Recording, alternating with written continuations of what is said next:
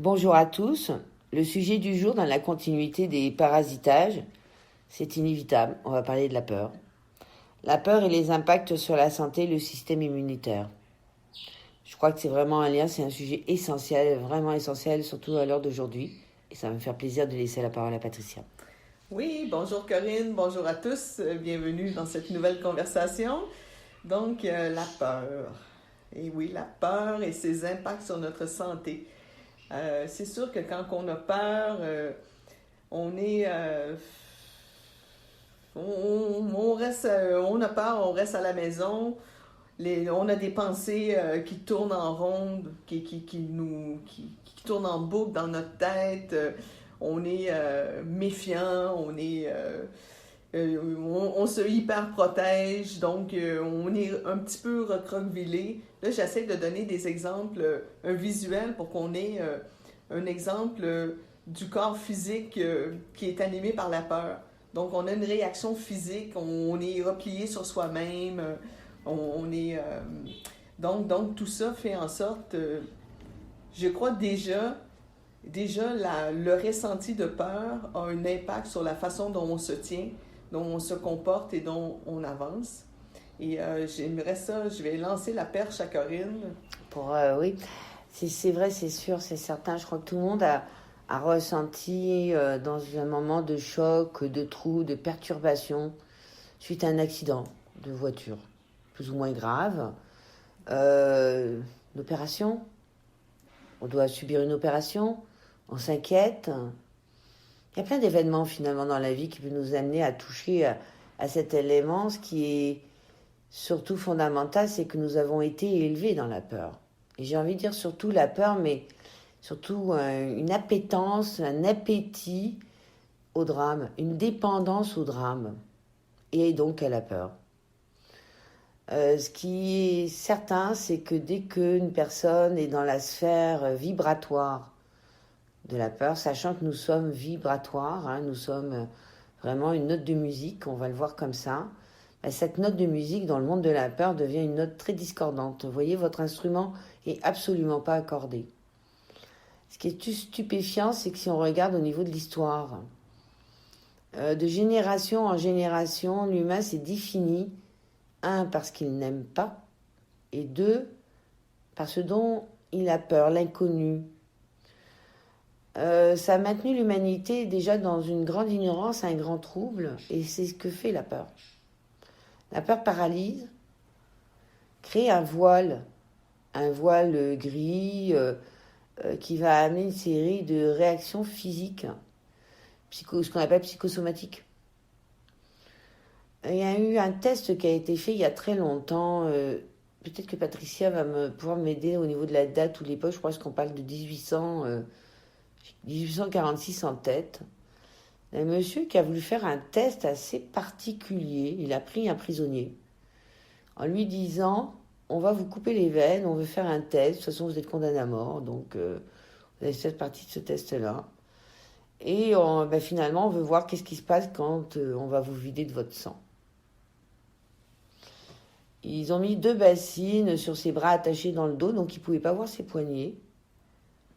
Et ils ont commencé à faire tomber un goutte à goutte, faisant croire à la personne que finalement les veines venaient d'être coupées. Ils ont fait une simulation.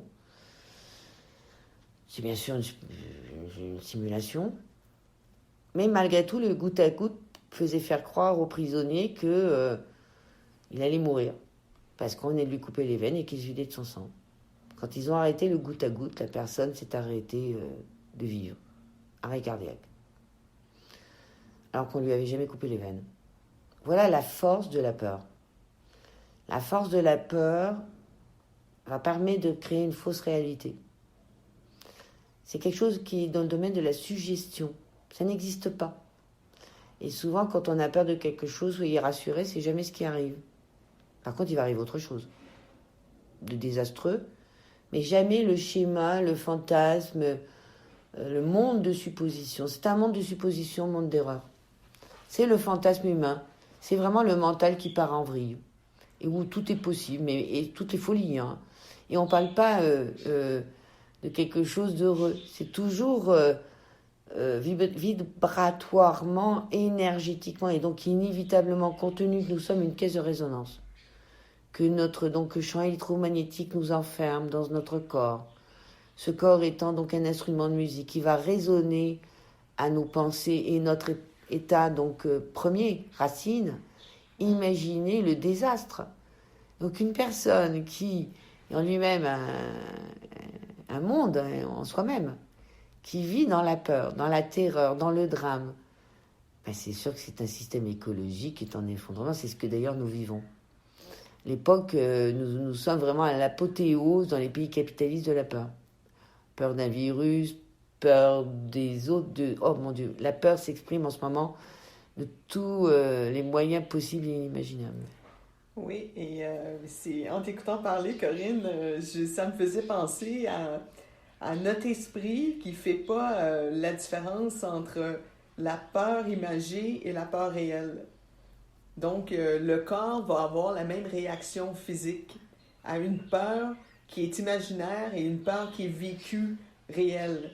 Et ça, c'est intéressant. C'est ce qui fait en sorte que c'est ce qui vient expliquer que notre pensée, que nos pensées, notre peur qu'on imagine, va avoir des réactions sur notre corps. Comme si on était...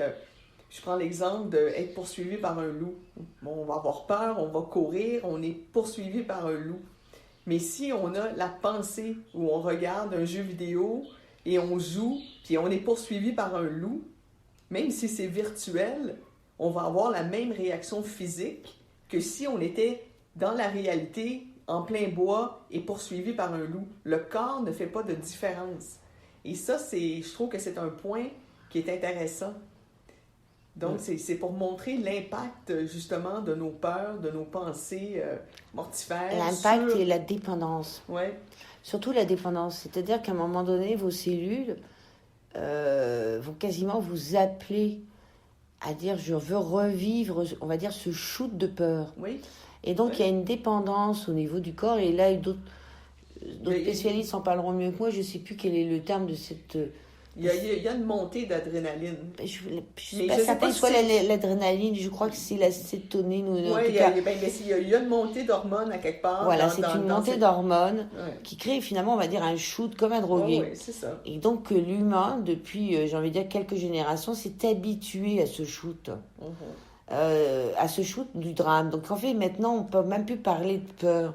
C'est une dépendance au drame. Oui. J'appellerais vraiment, nous sommes dans à une époque où on voit vraiment une dépendance au drame. On le voit dans les jeux vidéo, c'est entretenu. Dans les films, cette violence qui a permis à l'humain de s'habituer tranquillement. C'est comme petit goutte à goutte. Tranquille, ça s'installe. Il y a une dépendance, il y a même un plaisir sadique, c'est très pervers. Et souvent, c'est comme ça que d'ailleurs que les gens vont se définir. En fonction de, non pas le bonheur qu'ils ont vécu, mais le drame qui traîne, ce fameux drame, positionnement de victime. Il y a même une valorisation à ça. Beaucoup de personnes vont se définir uniquement parce qu'ils n'aiment pas, et uniquement par le drame qu'ils vivent. Et non, toute la joie qui s'est répandue à côté, elle est complètement lavée, passée. Elle n'est pas considérée. Mais tu vois, si on se reporte à notre thème... l'impact sur la santé et le système immunitaire. Moi, je crois que quand on vit dans la peur, on est immanquablement tiré vers le bas. Donc, on vibre plus bas. Ah, puis scientifiquement, c'est même prouvé. Quelqu'un qui est dans des idées suicidaires, les os du cerveau deviennent mous. Mais vraiment mous. Et c'est ce qui permet d'ailleurs à certains spécialistes de reconnaître et de voir, rien qu'en touchant le cerveau d'une personne qui a des idées suicidaires, si le corps a déjà entretenu cette idée et si le corps s'est déjà adapté à l'idée. Ouais. Donc, imaginez, si une personne, juste par une idée entretenue suicidaire, va être en mesure de faire que son corps s'adapte à ramollir donc tout son calcium pour que ses os deviennent mous, on se rend bien compte que alors là, c'est vraiment un drame. Et surtout, il faut comprendre, et par exemple, si on regardait cette idée des personnes suicidaires, ce qu'il y a de terrible, c'est que dans le monde, j'ai envie de dire là, de la spiritualité et de l'invisible, quelqu'un qui a une idée suicidaire est dans une situation très particulière, comme d'ailleurs toutes les personnes qui ont peur. C'est pareil. C'est que dès que vous avez une idée qui est alimentée par la peur, avec toutes ces arborescences possibles, hein, la peur amène la colère, la dépression, la jalousie, les idées suicidaires, enfin c'est vraiment le terrain favorable à ça. C'est le monde c'est le monde de la noirceur. Inévitablement, vous allez vous brancher énergétiquement à une espèce de, on va dire, une poche énergétique, ce qu'on appelle aussi un égrégore. L'égrégore n'est pas quelque chose de matériel, c'est quelque chose de vraiment vibratoire, mais on est tous vibratoires. C'est un peu, vous savez, dans les bandes dessinées, ce petit nuage noir qu'on porte au-dessus de la tête.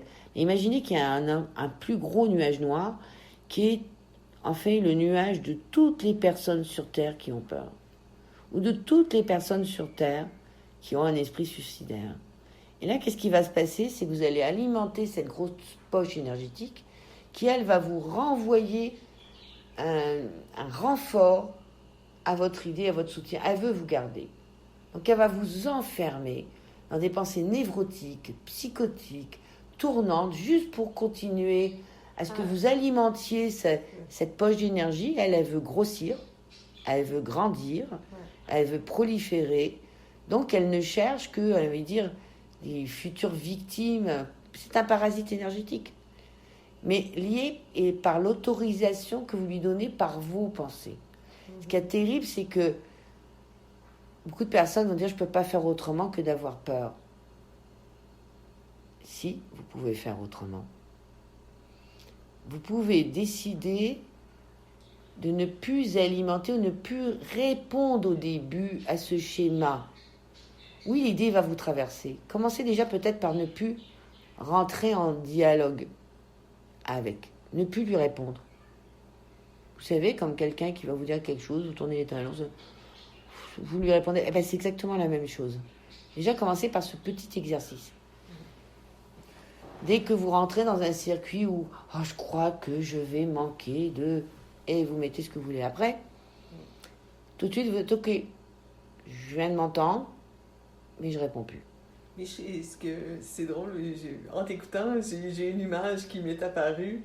Quand le courage se lève, la peur disparaît. Absolument. Et ça m'amène à dire, quand on a peur, ben, quand on a identifié, si on a peur de manquer d'argent, ben, on peut changer de boulot pour améliorer sa condition, on prend des actions, on commence à bouger, Et on peut également, si on a peur de manquer d'argent, peut-être revoir son rapport qu'on a avec l'argent, puis d'essayer de déterminer qu'est-ce que ça représente dans ma vie. Exactement. C'est juste pour dire que du moment qu'on prend action, que le courage se lève, ça prend du courage pour se lever. Tu sais, puis là, de dire « wow, attends, là ». Puis aussi, je pense, de s'informer puis de s'éduquer pour pouvoir un petit peu diluer cette poche-là. Oui, puis surtout quand vous vous levez, faites attention à votre intention, voir est-ce qu'elle est nourrie à nouveau par la peur, donc du manque, ou par au contraire la confiance absolue que de toute façon une solution va se présenter, que tout est fluide et circule, et n'est qu'énergie qui circule, et que dans cette grande circulation, vous allez participer à ce mouvement et vous allez inévitablement être rempli. La vie et l'univers détestent le vide, soyez rassurés. Vraiment, l'univers est fait pour la vie, et uniquement la vie. Donc, sachez que tout ce qui est vide sera rempli, et tout ce qui est trop plein sera vidé. Il y a vraiment une justesse exacte. Souvent, malheureusement, on ne nous a pas enseigné ça. Le problème, c'est tout ce formatage qu'on subit dès l'enfance, où on nous exprime et on nous noie finalement dans la peur. Fais attention, quand il fait nuit, fais ceci, fais attention à ne pas attraper froid, fais attention. Donc toutes ces choses, ces bonnes intentions sont exprimées beaucoup avec fais attention, sois prudent, fais attention à toi. Bon, oui, mais c'est dans la teinte de la peur qu'il vous arrive quelque chose. Donc c'est quelque chose de vraiment qui nous a été inscrit et qui, malheureusement, vient même entacher les liens d'amour. Vous savez, quand on dit « oh, je m'inquiète pour toi », c'est parce que je t'aime. Ben non, si je t'aime, je m'inquiète pas pour toi. Je m'inquiète pas pour toi. Je t'aime. C'est tout. Je ne vais pas t'envoyer des énergies négatives d'inquiétude. Je t'aime, je te fais confiance, j'ai aucune raison de douter de toi, j'ai aucune raison de douter de la vie, j'ai aucune raison de douter dans tes capacités. À partir du moment où quand on envoie une inquiétude face à une situation, c'est que finalement vous êtes en train d'exprimer « je ne te fais pas confiance ». Tout simplement. Ouais. C'est quelque chose de très négatif. Donc j'ai envie de dire, vous savez, même souvent on entend ça, ben oui mais mon fils, je m'inquiète pour toi parce que je t'aime. Non. La personne vous exprime qu'elle est dans l'inquiétude, qu'elle nourrit le drame, qu'elle nourrit la peur, mais elle vous exprime pas qu'elle vous aime. Et moi, je t'écoute dire ça, et c'est lourd. T'sais, c'est pas je t'aime, c'est joyeux. C'est, je m'inquiète pour toi, fais attention, c'est parce que je t'aime, je m'inquiète de ci, de ça. Et là, je t'écoute, là, puis j'ai les épaules qui descendent, puis je me dis, bon, ok, tu finis. C'est surtout qu'on dirait que tout peut être à risque, qu'il vous arrive inévitablement quelque chose, comme si une suite de jours heureux est impossible. Et vous voyez, c'est qu'on s'entretient mutuellement là-dedans, qui empêche finalement complètement l'abondance. L'humain crée vraiment sa réalité. Il faut comprendre que ce que nous traversons actuellement au niveau mondial est le résultat de la pensée de chacun. Nous sommes que dans l'observation et la confirmation de ce que nous sommes. Nous sommes d'ailleurs dans une époque de confirmation.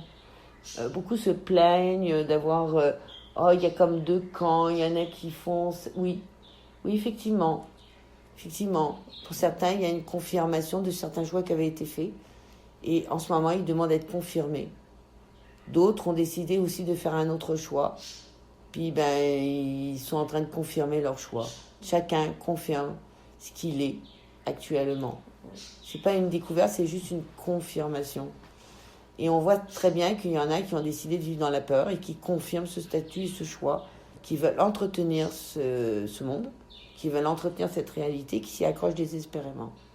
On voit bien qu'il y en a beaucoup qui décident de s'éloigner de ce concept, de cette propagande, de ce perte de pouvoir, pouvoir justement de pouvoir se libérer de la peur. Et donc, on voit très bien qu'il y a des personnes qui sont en train de confirmer les choix, d'ailleurs, qui avaient été pris souvent bien avant le Covid. Le Covid vient juste confirmer. C'est pas quelque chose de si néfaste que ça, finalement. Moi, je trouve cet événement-là, j'y vois beaucoup de choses très positives, et entre autres celle-là. Pour beaucoup, ça a été parfait, ok. Ou même certains, et moi je suis toujours ravie de voir ça, c'est que des personnes, même sans avoir été chercher de l'information, ont appliqué la notion du gros bon sens. La peur empêche le gros bon sens. La peur empêche cette possibilité de la simplicité. Parce que la peur imagine quelque chose de compliqué. Même le monde, c'est un monde de superstition. Il y a des fantômes, des énergies tellement néfastes, c'est incroyable. C'est un monde de superstition. Toutes les personnes qui sont dans la peur sont très superstitieuses. C'est comme si le ciel allait leur tomber sur la tête à chaque instant. C'est vraiment l'inverse. C'est le monde inversé de la foi. Mais c'est sûr que effectivement, mais je veux dire, au niveau des impacts sur notre santé, notre système immunitaire, si on a peur de quelque chose, du moment qu'on prend des actions pour s'en libérer, qu'on enclenche une série d'actions pour inverser ce sentiment de peur-là, on en sort. Donc, c'est bénéfique pour le corps, c'est bénéfique pour l'esprit, et on se remet à respirer, on se remet à bouger, on se remet à avancer, on se remet en action. Et là, on ne reste pas recroquevillé dans son coin, tapis.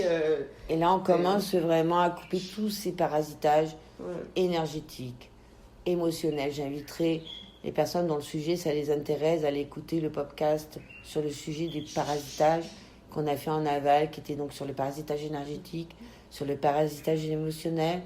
Là, on n'est plus sur le domaine de la peur, où effectivement, c'est un drame pour le corps humain. On sait très bien qu'on peut influencer une personne juste en lui disant « dans 15 jours, tu vas mourir, il va y avoir ça », la personne dégénère. Donc, tout ce qui est maladie dite psychosomatique, mais surtout, c'est que comprenez que suivant le schéma de peur, vous prenez des parasites dits de pensée première, parasite énergétique, vous êtes enfermé dans un collectif puissant qui a besoin de vous et donc qui va vous enfermer, c'est une forme d'hypnose. Ça va être vraiment le hamster qui tourne dans son machin, on appelle ça même certains démons, hein, on peut aller jusque-là. Et surtout, c'est que ça va laisser la porte d'entrée à des parasites physiques. Et je dis bien des parasites, pas le mot bactérie, des parasites, qui va être un sujet que j'ai vraiment hâte d'aborder. Et donc, qui va être la porte ouverte à ce que s'installe en vous des parasites. Donc, on parle d'un grand nombre. Écoutez, c'est un sujet très intéressant, mais qui va vous manger de l'intérieur, au même titre que le parasitage énergétique vous mange votre énergie, vous êtes fatigué. Donc, on est face à des personnes qui sont littéralement mangées énergétiquement, physiquement et émotionnellement. Donc, vous n'êtes pas là. C'est impossible de considérer qu'on a affaire à un humain. C'est une personne incarnée dans un physique, oui, mais qui est dans une énergie vibratoire basse, qui est obligatoirement mortifère, donc de la mort, de la maladie, qui baisse tous ces systèmes immunitaires et qui fait que, effectivement, la maladie s'installe. Les miracles sont justement l'inversion de la pensée. Et donc, sur les miracles, il y a des choses qui montrent très bien. Je vais te laisser la parole, puisque tu m'en parlais tout à l'heure.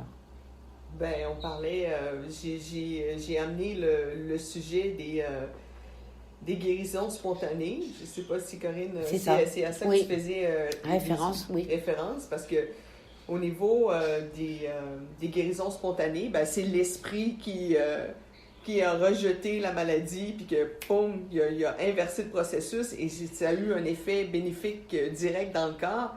On parle d'une guérison spontanée. Bon, c'est sûr que ce sont encore des cas qui sont je dirais, c'est pas commun là, d'avoir une guérison spontanée, mais ce qui est intéressant dans le concept, c'est que nos pensées peuvent influencer notre corps. Donc,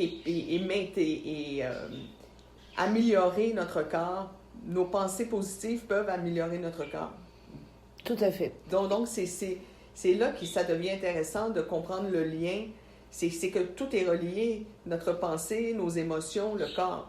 Et donc là, je vais reprendre en termes de quelle solution, comment sortir de ce schéma-là. On a déjà abordé ça dans justement les podcasts précédents. Espionnez-vous. Soyez en hypervigilance, non pas de ce qui pourrait venir de l'extérieur. Soyez en vigilance sur vous, votre monde intérieur. Regardez quelle peur vous alimentez. Comment s'est construit ce château de cartes? Ça vient d'où cette peur? Est-ce que c'est quelque chose qui a été récurrent, entendu dès l'enfance? Vous ne faites que répéter. Oh moi je suis nerveux, oui, j'ai toujours été nerveux. Non. Est-ce que tes parents étaient nerveux? Oui, tes parents étaient nerveux. Pas surprenant que tu sois nerveux. C'est juste un copiage par empathie. Quand on est enfant, nous aimons nos parents. On se dit, écoute, c'est le seul exemple que nous avons. Si papa ou maman est nerveux, je vais prendre une de ses particularités. Êtes-vous vraiment nerveux en réalité? Non, vous avez fait un copie-coller. Donc, c'est quelque chose qui ne vous appartient pas, que donc logiquement, vous devriez pouvoir abandonner. C'est juste que vous êtes habitué. Il faut casser cette habitude, casser cette dépendance. Et pour ça, il faut commencer déjà à y porter attention. Et donc, il faut s'espionner, porter attention, faire le choix. Découvrir qu'on alimente peut-être des choses qui n'ont pas de sens, ou peut-être vous faire accompagner. Il y a quand même des grands spécialistes aujourd'hui maintenant qui offrent des soins qui permettent aussi de se faire accompagner. Donc je crois qu'il y a vraiment plein de moyens qui permettent de trouver des solutions. Il y a des podcasts très intéressants, il y a des grands spécialistes qui vous donnent des techniques. Allez-y. Allez-y. Et encore une fois, pour sortir de la peur, qu'est-ce que l'inverse de la peur? C'est évident. C'est l'amour. Voilà. Mais attention, pas l'amour mis dans quatre coins partout comme si c'était une solution incroyable. L'amour est quelque chose de sacré. L'amour est quelque chose qui demande déjà que vous ayez besoin de définir c'est quoi pour moi l'amour. Pas pour le voisin, pas pour vos parents, pas pour vos enfants, pour vous. Il y a une réflexion philosophique. Chacun doit se poser une question. C'est quoi pour moi la liberté? C'est quoi pour moi l'amour? C'est quoi pour moi la joie? C'est quoi pour moi le bonheur? Et le bonheur demande à être défini. Quel genre de bonheur? Chacun a une notion du bonheur qui lui est propre. Chacun a une notion de l'amour qui lui est propre.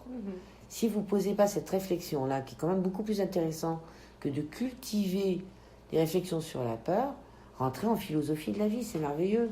C'est quoi pour moi l'amour? C'est quoi pour moi le couple? C'est quoi pour moi le travail?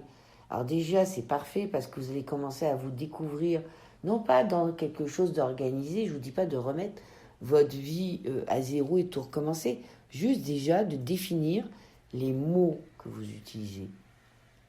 Et à partir de là, vous allez déjà beaucoup plus toucher à qu'est-ce que vous êtes, c'est quoi votre vraie sensibilité, c'est quoi votre vrai monde. C'est beaucoup plus intéressant que de découvrir qu'est-ce qui me fait peur, qu'est-ce qui est derrière le placard comme un enfant de 5 ans. Non, redéfinissez votre vie. C'est quoi pour moi la joie? C'est fantastique de se poser cette question-là. Et moi, j'ai lu quelque chose qui était très intéressant. C'est pour les gens qui connaissent peut-être la pyramide de Maslow qui a été élaborée dans les années 40. Quand Maslow parle de la peur, donc on a un besoin, le besoin de base de tout être humain, c'est un besoin physique. Le deuxième niveau est un besoin de sécurité. Donc, qu'est-ce qui fait que notre besoin de sécurité est ébranlé? C'est la peur de perdre son emploi, la peur d'être malade, la peur de ci, la nana, qui crée une insécurité. Et selon Maslow, un des indicateurs qui nous dit qu'on est sorti de cette peur, c'est le calme. Donc, c'est vraiment intéressant, lui, quand le calme après la tempête. Donc, on a eu peur de perdre notre maison, mais finalement, l'ouragan est passé dans le champ à côté. Bon, ça a détruit des récoltes, mais notre maison n'a pas été touchée. On respire, c'est le calme après la tempête. Donc ça, c'est peut-être un bon indicateur pour vous indiquer quand vous commencez à sortir de cet état de peur-là, quand vous retrouvez le calme. Et là c'est le moment aussi, vous êtes dans le bon état d'esprit justement pour identifier c'est ça, puis il s'agit même d'avoir un peu une attitude, j'ai envie de dire au début, militaire. Surtout que quand on a entretenu pendant 20, 30 ans, 40 ans, voire plus, ce schéma, sachez que ce sont des mémoires corporelles. Donc votre corps va vous envoyer le signal, j'ai le goût d'avoir peur. Je veux t'amener dans ce schéma-là. Et au début, il va falloir vraiment avoir une attitude vraiment militaire. Parce que ça a été cristallisé, ça a été rentré dans votre routine, c'était rentré, c'est même complètement inconscient, ça se déclenche quasiment sans que vous en ayez conscience. Donc au début, ça va vraiment demander une attitude très militaire, très, très précise. Ça ne va pas durer longtemps, cette attitude-là militaire, mais il faut vous offrir ce moment-là pour vraiment venir attraper les premiers fils. Les premiers fils où vous allez rentrer dans votre monde en réalité, et puis le vivre. Vous allez ouvrir les portes. Qu'est-ce qu'il y a derrière ces portes sombres qui m'effraient? J'ai nourri quoi? Pourquoi? Puis, sans plonger trop. Quand je vous dis, pour inverser, au lieu de réfléchir à vos peurs, les sentiments, souvent ce sont des mémoires familiales, environnementales, l'école, le social. Donc, en réalité, vous allez très vite découvrir que ça ne vous appartient pas. Tournez plutôt votre regard vers la définition des mots et de votre vie. Vous allez voir qu'en occupant votre esprit, dans un esprit plus philosophique, vous allez moins alimenter, la peur va s'effondrer. Vous allez alimenter déjà votre âme, vous allez revenir à « Ah ben oui, mais finalement, c'est ça que j'aime. Alors pourquoi je me casse la tête ?» et tout va tranquillement, ne combattez pas. Ne rentrez jamais en combat avec vous. Le combat est voué à perdre pour les deux équipes. Il y a des pertes, ça ne sert à rien. Cependant, ouvrir la porte, mettre un petit peu de lumière, aller la voir, se dire oh, « Ok, bon, là je viens de découvrir que j'ai peur de tomber malade. » Essayez de voir pourquoi vous avez cette conversation-là. Vous allez vite découvrir que c'est la réalité, la peur de la mort, la peur de la souffrance. Peur de la souffrance. Donc, ça veut dire peut-être que je souffre déjà, finalement. Elle est où, ma souffrance? Une souffrance de peur de l'abandon, de souvenir de trahison, souffrance qui vous vient... Plongez dedans. Plongez dedans. Et vraiment, alors là, vraiment, n'ayez pas peur de plonger dedans. C'est sûr qu'au début, c'est peut-être un petit peu inconfortable, c'est certain. Il peut y avoir des découvertes un petit peu amères. Vous vous rendez compte, mon Dieu, j'ai soutenu cette idée-là, mais c'est bien saugrenu. Oh là là, je me suis ennuyée pendant 10 ans de ma vie avec cette idée-là. Quelle horreur. Oui, il y a peut-être des fois, effectivement, un réveil amer. On se dit, mon Dieu, quand même, il me semble que j'aurais pu... J'ai perdu beaucoup de temps. J'ai perdu beaucoup de temps. Lâchez cette idée-là. Lâchez la notion du temps. Vous le comprenez quand vous avez à le comprendre. Donc, ne rentrez pas dans le monde de la culpabilité. Mais je vous invite vraiment, moi, à... c'est ça. Commencer à philosopher. Et ça commence, au lieu peut-être d'affronter la peur, de vous poser des questions de base. C'est quoi pour moi la famille? C'est quoi pour moi? Et allez-y. Et moi, je vous dirais que quand on plonge, on finit toujours par sortir la tête de l'eau. Et ça, je vous le dis parce que c'est... Des fois, on a peur de plonger dans notre intérieur pour aller découvrir la source. Mais vous allez en sortir, vous allez émerger. Et quand vous allez en sortir, vous allez être beaucoup plus léger. Et beaucoup plus serein aussi. Il n'y a aucun tourment qui n'a pas été construit par vous et entretenu par vous. Il n'y a rien qui vient de l'extérieur. C'est juste votre réaction, vos propres blocages, propre déni, propre inconscient qui créent vos propres tourments. Personne dans la responsabilité et dans ce chemin-là devrait pouvoir se permettre de dire c'est la faute de l'autre.